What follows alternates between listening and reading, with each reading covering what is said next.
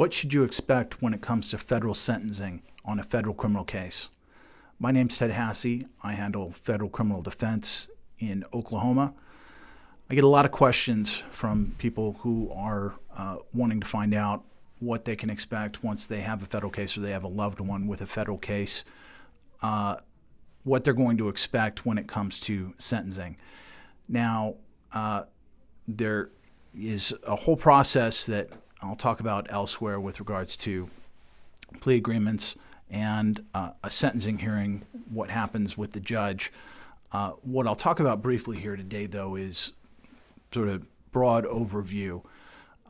What most people find and are surprised by is typically federal sentencing will end up being a lot harsher than the sentences they expect to see in a state court. Now, that's not true uniformly across every kind of different offense, but generally speaking, you're worse off. You're going to end up worse off, and you're going to end up with longer period of incarceration in a federal court. And there's a number of reasons. First reason is sentencing guidelines. The federal sentencing guidelines can be very harsh, and while judges are not strictly tied to those sentencing guidelines, they have to consider those sentencing guidelines. And if they deviate from sentencing guidelines, they have to give good reasons for it.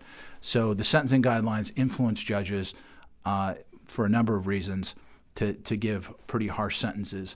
Also, sentences that would be available to judges in state cases are not available to federal judges.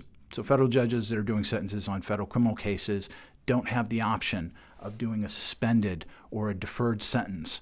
I hear defendants sometimes talk about it as paper time, where they're getting 10 years, but it's all suspended or something in a state case, perhaps. Nothing like that ever happens in federal court. That's not a sentencing option.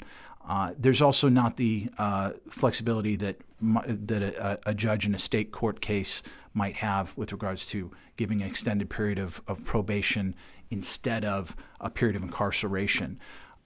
With the federal sentencing guidelines, it's only below a certain level, only at very low levels do they even have the option of giving probation instead of a period of incarceration. So what can be expected, unfortunately, for a federal defendant is they can expect that if they end up in federal court instead of tribal court or state court, for example, because of a McGirt issue, they're likely to face a longer period of incarceration. If you or a loved one has questions about federal criminal matter, federal criminal investigation, feel free to give me a call. I'm glad to consult with you and let you know what your options may be and what to expect going forward. I can be reached at 918-932-2800.